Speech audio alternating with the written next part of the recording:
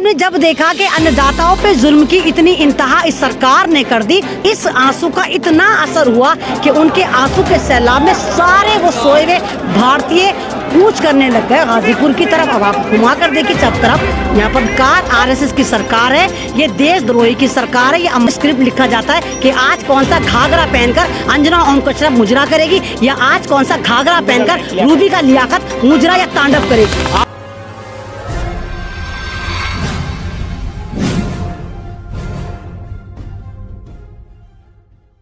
प्यारे दोस्तों, मैं आपका एमडी नासिर। अभी मैं मौजूद हूँ गाजीपुर बॉर्डर पे, जहाँ पे किसान आंदोलन हो रहा है।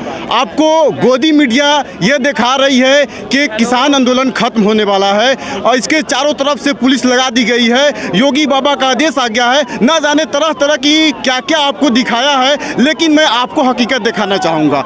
और दूसरी बात मैं बताना चाहूँगा, आज मैं एक ऐसे शख्सियत कहूँ तो गलत नहीं होगा कि आज के डेट में सरकार के गलत नीतियों पे आवाज़ उठाना समझिए कि अपने पैर में कुल्हाड़ी मारने के मानिंद है। तो हमारे साथ मैं रिजवी अपी हमारे साथ मौजूद है। आइए मैं उनसे खास बातचीत करता हूं। सबसे पहले वक्त देने के लिए आपका बहुत बहुत शुक्रिया। शुक्रिया।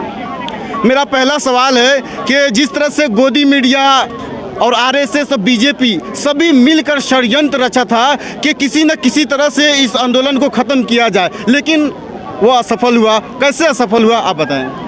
असफल तो होना ही था। ये लोग जो सोच रहे थे कि जैसे 26 जनवरी पे इन्होंने तांडव मचाया था, लाल किले पे तांडव आरएसएस वालों ने मचाया था, उसके बाद इनको लगा था कि आईटीओ पे इन्होंने एक किसान को मार दिया था कि गाजीपुर खाली हो जाएगा, है ना। फिर यहाँ पर फोर्स ला के डाल दी, फिर इनका सारा मीडिया यहाँ पर आके तांडव मचाने लगा और दिखाने लगा देखो ये लोग छोड़कर भाग गए, क्योंकि इनकी मंशा थी जो कम लोग थे उनको मारकर उनके खून से सड़कों को लाल कर इस मूवमेंट को कमज़ोर करा जाता। फिर सिंगू पे अटैक करते, फिर टीकरी पे अटैक करते। लेकिन कहते हैं कि अच्छी चीज़ को आप इस तरह ख़त्म नहीं कर सकते।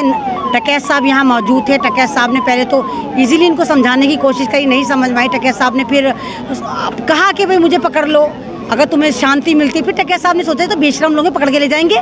फिर टकैत साहब ने कहा कि नहीं, मैं गिरफ्तारी नहीं दूंगा, मैं यहीं बैठूंगा, आओ जिस तरह कर सकते हो। आरएसएस वाले सारे यहाँ पर आ गए थे। बीजेपी का जो एमएलए उसने यहाँ पर उत्पात मचाना शुरू कर दिया था। एनआरसी में जैसे हुआ था ना, मोटे मोटे लट घुसाओ, वो वाला सारा यहाँ पर सीन बीजेपी वालों ने प्ले करना शुरू कर दिया था ताकि इन लोगों को मारा जाए, अन्नदाताओं को मारा जाए। टकैत साहब ने जब देखा कि अन्नदाताओं पर जुल्म की इतनी इंतहा इस सरकार ने कर दी तो उनका दिल दुखा। जब उनका दिल दुखा तो दर्द बयां हुआ उनकी आंखों से, उनके आंसू निकले और इस आंसू का इतना असर हुआ कि उनके आंसू के सैलाब में सारे वो सोए हुए भारतीय कूच करने लग गए गाजीपुर की तरफ। अब आप घुमा कर देखिए सब तरफ, यहाँ पर लोग हैं जो टकैत साहब को फेवर करने आ रहे हैं, लेकिन ये सरकार टकैत साहब का भी मजाक उड़ा रही है। इनका मीडिया टकैत साहब के करीब भाई देखो डर गए, रोना शुरू कर दिया। देश का सबसे बड़ा गद्दार जो आपको याद होगा, दिल्ली दंगों का मास्टरमाइंड कपिल मिश्रा, उसने खुद कहा कि टकैत साहब डर गए सरकार से और पूरा भारत हंस रहा है।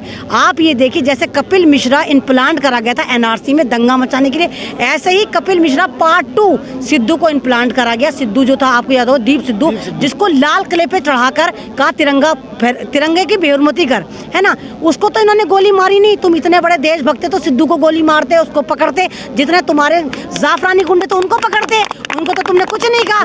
तुमने कुछ नहीं कहा, जहाँ गोली मारनी थी वहाँ गोली नहीं मारी। तुमने गोली कहाँ मारी? आईटीओ पर उस किसान को मारी जो 4 दिन पहले ही सिंगू बॉर्डर पर आया था, ऑस्ट्रेलिया से आया था, न्यूली मैरिड था। तुमने किसान को मार दिया लेकिन देशद्रोही को नहीं मारा। तो तुम्हारी मंशा साफ हो गई कि ये सरकार आरएसएस की सरकार है, ये देशद्रोही की सरकार है, ये अंबानी अदानी की सरकार है और ये किसानों पे हर जुल्म करने के लिए हर हरबा इस्तेमाल करेगी। तो हम भी हर हरबे के लिए तैयार हैं भाई। अगर बुद्धि तुम्हारे पास है तो बुद्धि हमारे पास भी है। तुम्हारे पास तो जियो टावर है, उल्टा जो कभी आता है कभी जाता है। हमारे पास जियो टावर नहीं, हमारे पास परमानेंट टावर है जो 24 घंटे काम करता है। तो किसानों को पता चल गया कि किस तरह करेंगे। अब आप देखो सिंगू बॉर्डर पे इनका तांडव मचा हुआ है। कल यहाँ पर तांडव था, अब सिंगू बॉर्डर पर तांडव मचा रखा है। हो सकता है कल टीकरी पर करें।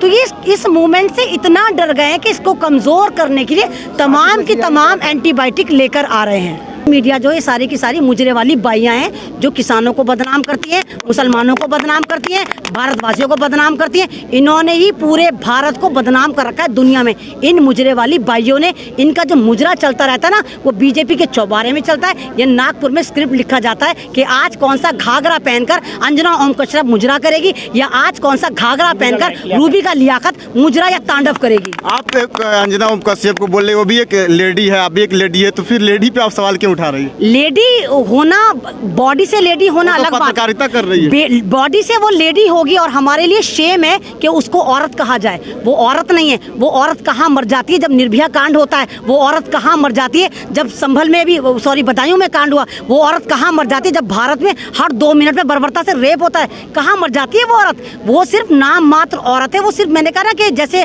तवाइफों का कोई मोरल नहीं होता, सिर्फ इनके मुजरे चलते हैं पैसों के। तो ये तो वो है नाच, बसंती नाच। तो इस वक्त इनका नाच बीजेपी के चौबारे में चल रहा है। मुस्लिम लोगों को और मुस्लिम महिलाओं को क्या संदेश देना चाहेगी वहाँ से? मैं यही कहना चाहूँगी कि जिस तरह मैं भी जुड़ी हुई हूँ और काफ़ी सारे समाज के लोग भी जुड़े हुए हैं। जैसे अब लोगों को लगता है कि मुसलमान समाज इस प्रोटेस्ट में नहीं आ रहा, क्योंकि मैं बोल लेती हूँ, मुझे बोलना आता है, मैं बहुत दिनों से बोलती चली आ रही हूँ।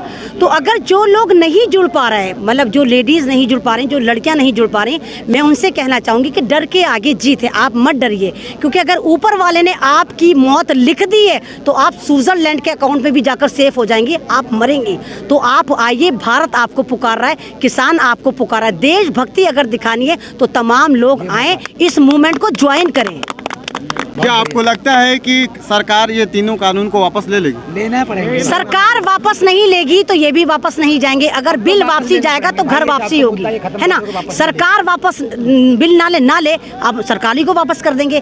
टकैत साहब के आंसुओं में बीजेपी का कमल बह गया। एक आंसू की कीमत 1000। चलिए, बहुत बहुत शुक्रिया। जैसा कि आप अपी को सुन रही थी, उन्होंने महिलाओं से भी और देश के तमाम लोगों से उन्होंने कहा कि आप आइए, किसानों के कंधे के साथ कंधे मिलाकर आवाज़ बनिए और सरकार को मजबूर कीजिए काला कानून को वापस लेने के लिए। चलिए, फिर मिलेंगे अगले वीडियो में। Thank you.